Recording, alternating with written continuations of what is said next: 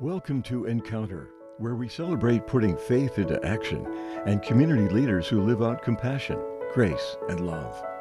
We're a program of the Broome County Council of Churches that addresses food insecurity through Chow and the Greater Good Grocery, provides hospital and jail ministry, builds wheelchair ramps, and assists neighbors with transportation and shopping services through Faith in Action volunteers.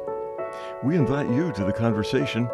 Encounter your neighbors as we learn to walk together in love and kindness.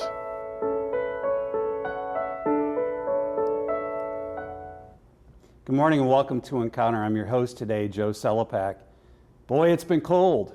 This is a brutal week as far as the weather is concerned, and I've been thinking a lot about this subject matter of homelessness and how the weather and our current situation as far as code blue and other kinds of things have been impacting individuals in our area who do not have adequate housing.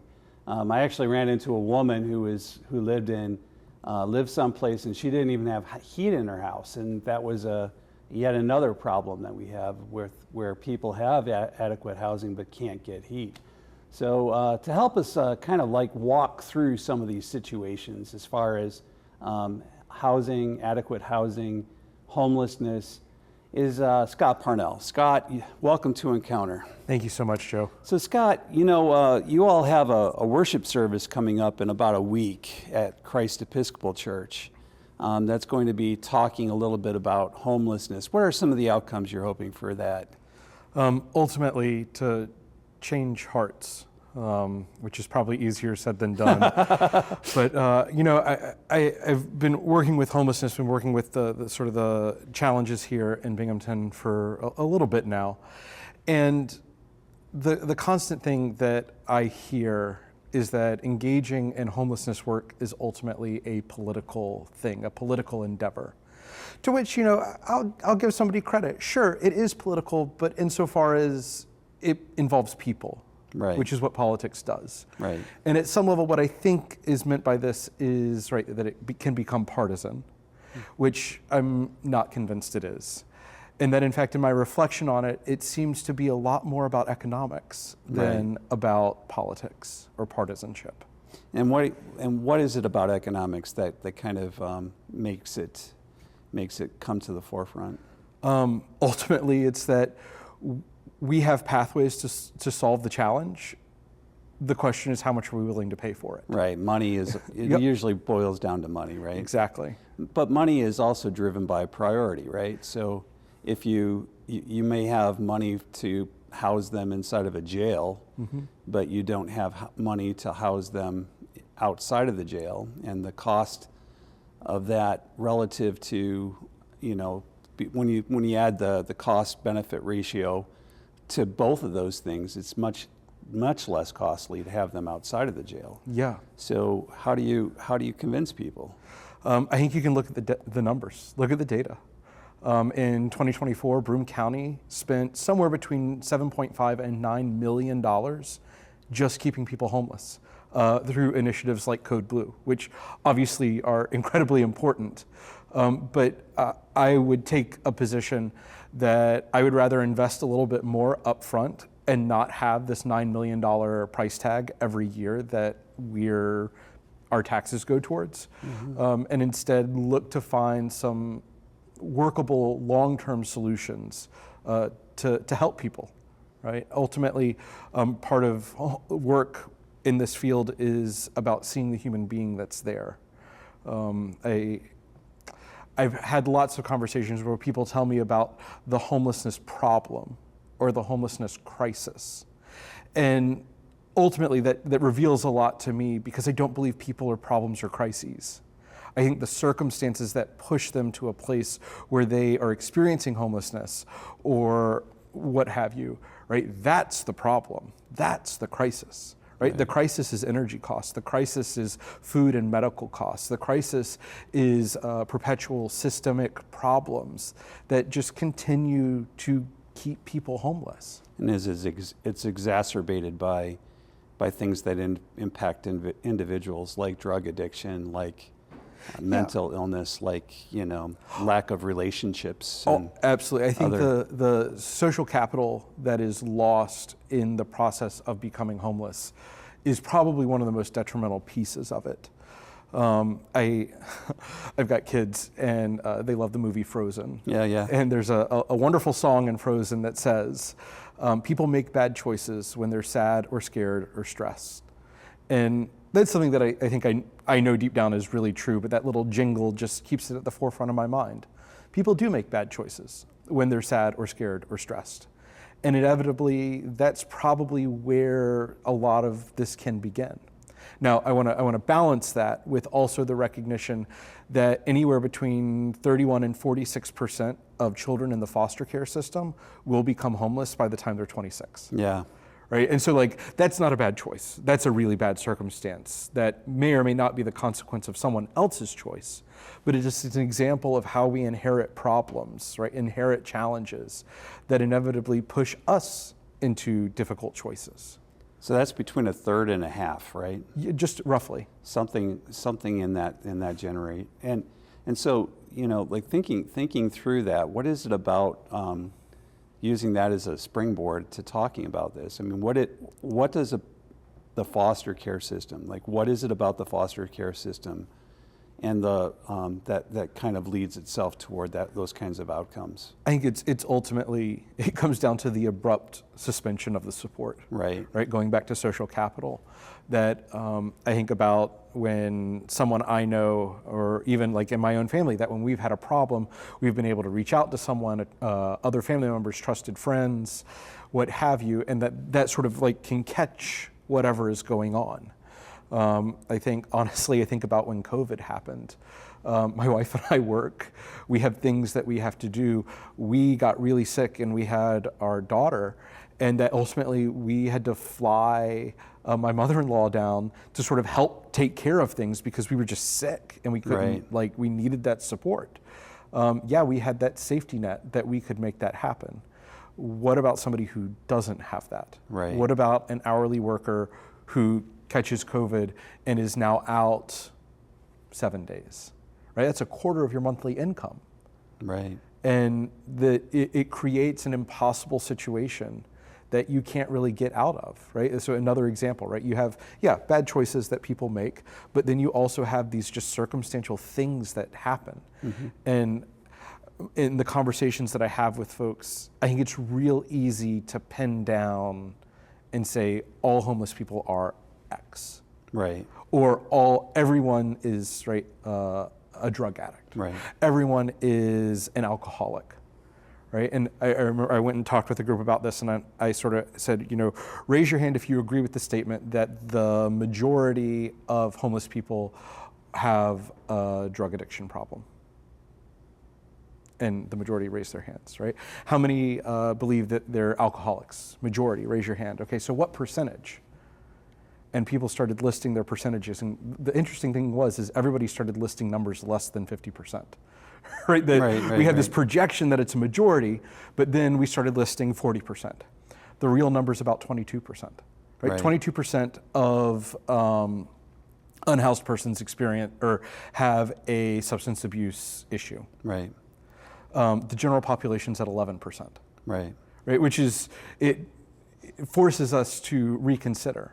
And then you can sort of then understand that if I didn't know where I was going to sleep tonight, I was hungry, I was stressed, admittedly, I'd probably try to self-medicate too. Mm-hmm. Right? I'd look for something to get me mentally out of my situation. Right? I think that people make bad choices when they're sad or scared or stressed. And that from a stable position, I think we can look and say, yeah, that's not a great choice.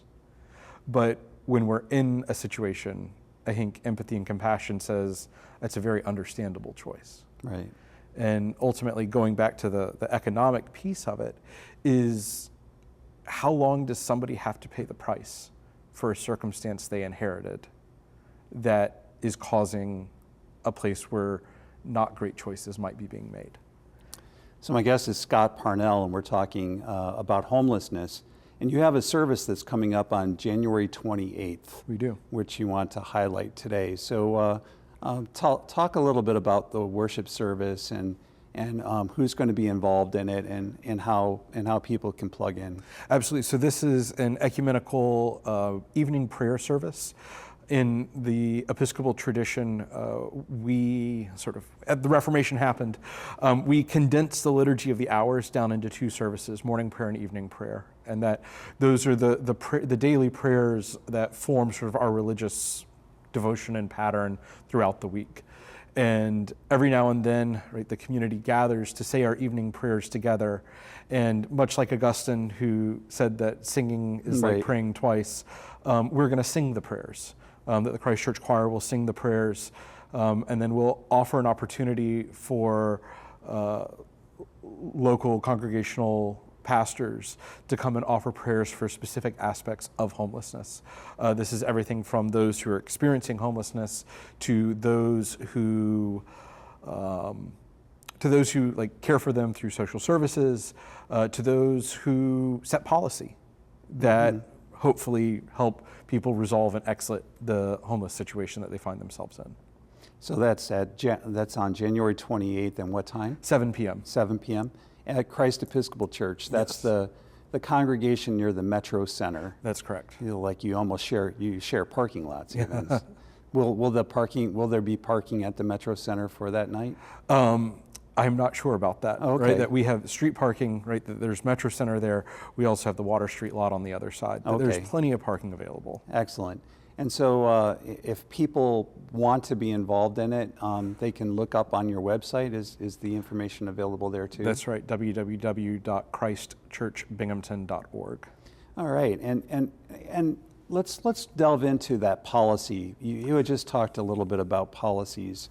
And we understand that there is a connection between policy and the economic issues that you've been raising. Yeah. So what are some of the policies that are currently in place that are kind of keeping us locked into this static understanding of how we house people? Ultimately, I think sort of the largest one is at a federal level. Right. And that we've seen a shift in the last year with federal housing policy.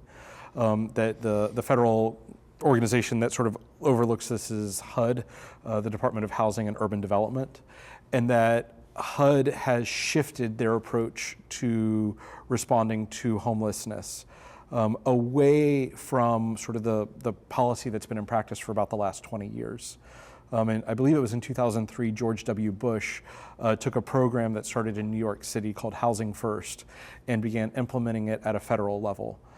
And it was so successful at removing people from homelessness that it was expanded significantly under President Obama, who is sort of the one that gets real credit for a Housing First policy. But it actually started under a Republican president because we saw the results of what was happening. And Housing First says that the first sort of step is to provide stable housing for a person experiencing homelessness, which is in some ways so obvious, right? That if you are in a crisis, where do I sleep tonight? Where do I eat? Right? That you don't make good choices. People make bad choices when they're sad or scared or stressed. And so one of the things we can do is to eliminate some of the crisis that's going on by providing stable housing, which allows people to then begin sort of re-engaging a non-crisis response to the situation that's in front of them. And there are other components that have to happen in this Housing First policy. One of the other things is that we've got to build a social capital network for individuals experiencing homelessness, because chances are is that they've lost it. Right? That we need to be willing and intentional in reintegrating people into a working society of how that works. And to sort of chase that rabbit for a second, there's a shelter just up the street from Christ Church at United Presbyterian that is an emergency warming shelter that operates from 7 p.m. to 7 a.m., which is great. But part of the policy of how the organization that facilitates the shelter there is that you have to be inside by 7 and you have to leave at 7 a.m. So you're locked in for 12 hours, which doesn't really feel great. You're an adult and you're told you can't go anywhere. But then you add the complicating factor that generally you have to show up early in order to make sure you get a bed. Right. And so, okay, so now we've backed that up to 4 or 5 in the afternoon. You've now got to be there, which now leaves a working window between 7 a.m. to say 4 p.m., not including transportation time, right? How many jobs do you know of in the Tri-Cities area that are easily accessible, that is simply between, let's say, 8 and 3, because you can give yourself some transportation time in there, that pays enough to get your own apartment? Mm-hmm. I can't say I've seen many of those, right? We're locked in, and that folks who are experiencing homelessness are sort of in this impossible situation, Right. because we've not talked about food, we've not talked about insurance, right? Health insurance. We've not talked about any of the other things that we need to live life. Right? If you don't have access to a kitchen, that means you're eating either a free meal or fast food essentially every day if you're going to eat, which we all have to eat. That going out costs significantly more than cooking in. Right. So that's why my family doesn't do it, is because we're not going to spend the money on going out, right? Right? There's this sort of piece of how we set up the system, how we understand what's going on. Then you've got sort of the accessibility of jobs in order to help someone out of this situation, all things being perfect and good otherwise, that those just may not be there. And so we've got to look at this from a holistic standpoint, right, and that minimize this crisis, which is what Housing First does. Recently, the approach to Housing First has been shifted, where the federal policy now really looks for certain thresholds to be met, right? For instance, substances, right? You can't be Zero tolerance. Yeah, zero tolerance policy, which generally means you now have to go to rehab before you're eligible in order to get housing. Right. Right. Well, so this is where the data comes in, is that under a Housing First policy, so no caveats, after 2 years, 60% of people placed in a stable place through Housing First remain housed after 2 years. When you make someone go to rehab first, it is half as effective, and it drops to 30%. Right? And so it's counterintuitive, but what it points to is the mental health component of this, where we really have to help eliminate the crisis, and we have to do it on the individual's own terms. It's really easy to be paternalistic and to fall into that trap. I know best. This is how you have to do it. But really, it's about meeting people where they are, so that they can then begin letting go of their crisis, so that they can begin solving the problem. Mm-hmm. I have a friend who's the executive director at STAP, John Barry, and he and I have talked a lot about the effectiveness of zero tolerance policies on even drug addicts, and that the question isn't so much how do you get people off of drugs as much as giving them a stable environment for them to deal with their own life. Yeah. And when you do that, the studies show that usually the drugs or the addiction takes on a lesser quality, and they end up coming off of drugs themselves. Yeah. But it's changing the mindset of people who are thinking through the fact that it's bad, or you have to kind of meet people where they are, instead of like you were suggesting, meeting them where they are instead of meeting them where your expectations are. Yeah. And I think that's just, I don't want to say common human decency and respect, right? I don't particularly enjoy when people tell me what I have to do. Yeah. And I can imagine where if I were in a crisis, that someone telling me what to do really isn't going to be received well. But to play devil's advocate, if you're opening a shelter, it's very difficult to operate a shelter under those kinds of expectations. Absolutely. Because within a shelter, you're like congregating everybody together, and you have to deal with all those poor choices that you were talking about. So somebody has a knife, or somebody has has a needle, Yeah. or any number of other things that kind of go along with the lifestyle of being homeless, because frankly, they need those things in order to get by, like you had been suggesting before. And so if you have a place where all of that is congregated together, it makes it very difficult to run something that keeps everyone together in that kind of an environment. Absolutely, which I think is, it even goes to when you start talking about affordable housing, right? It's not a really great practice to congregate sort of affordable housing all in one area, because you essentially just move from one location to another. And that sort of the best way that we could go about this is sort of sporadic affordable housing intermingled with everything else, right? And reflecting on it, I think a lot of folks can put this in the poverty category, which there's certainly an aspect of poverty in it, but it's really about who is self-sustaining and who is not able to be self-sustaining through whatever context they're in. I think the average price of an apartment in Binghamton is about $900 a month, which, using the definitions provided of how much you need in order to live, puts a monthly income of about $2,700 that you need. 40 hours a week, 4 weeks a month, that's just over $12, which, right, is below the New York minimum wage. But it is still significantly higher than what the poverty line is. And finding those $900 a month apartments right now are really hard. Yeah, and so that says, right, so how many of them are available? Right. And then as it starts going up, and I think this is part of the policy, the local policy challenge that we're seeing, is where are we choosing to invest our property development in? And that ultimately it comes down to student housing and luxury apartments. And that the number of affordable housing units that have been produced since, 2014 is a fraction of student housing and affordable housing, independent of sort of what the Binghamton Planning Commission says we really need to invest in. Right.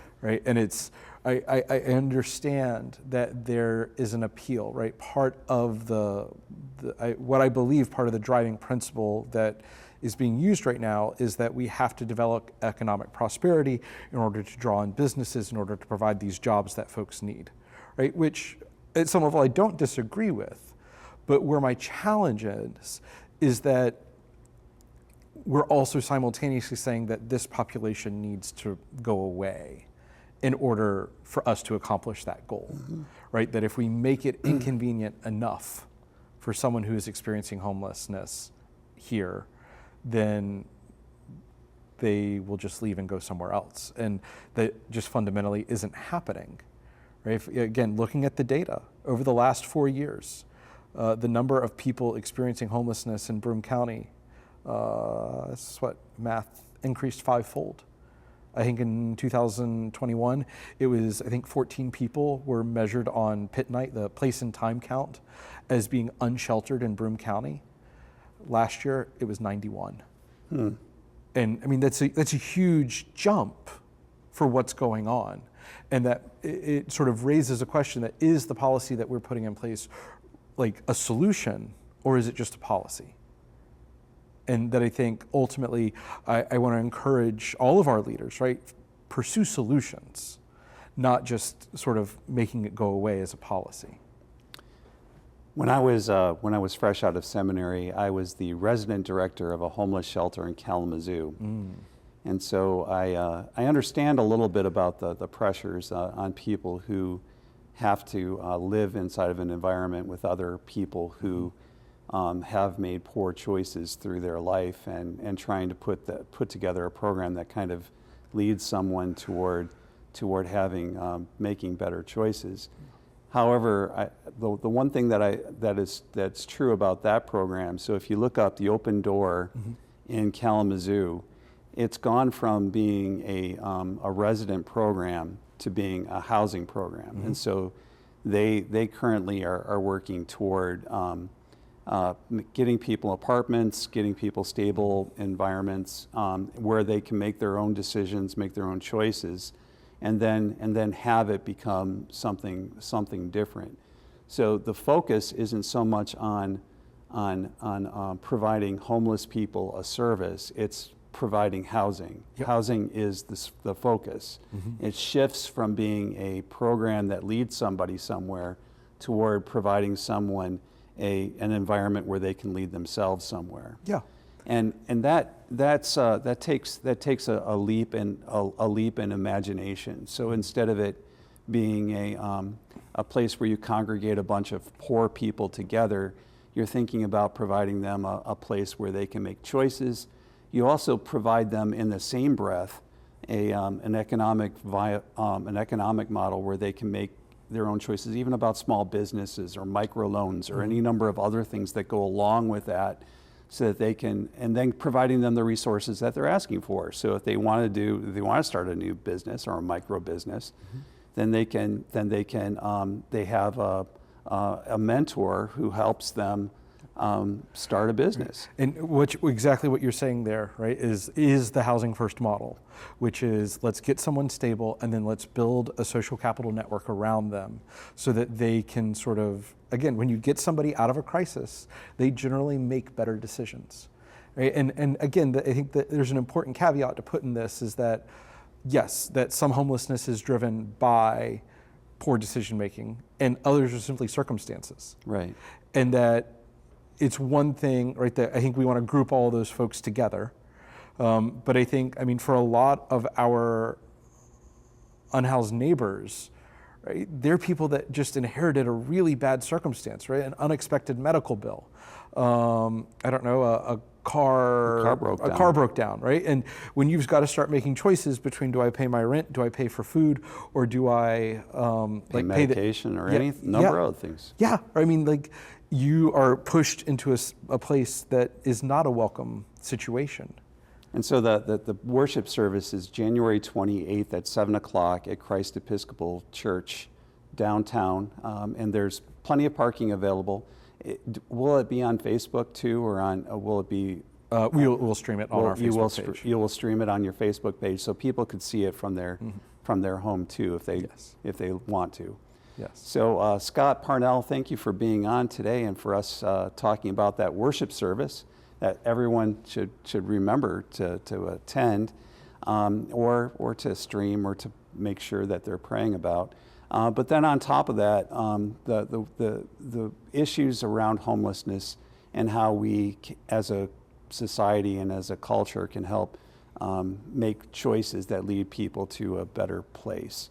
So thanks for being on Encounter today, Scott. Absolutely. Thank you, Joe. And for all of you, I pray that you would be kind and generous to each other, and that you would find ways that you might be of service to our community and to especially the people who are most vulnerable around us. Have a great day. Thanks for being on. Absolutely. Got 25 seconds, so look like we like.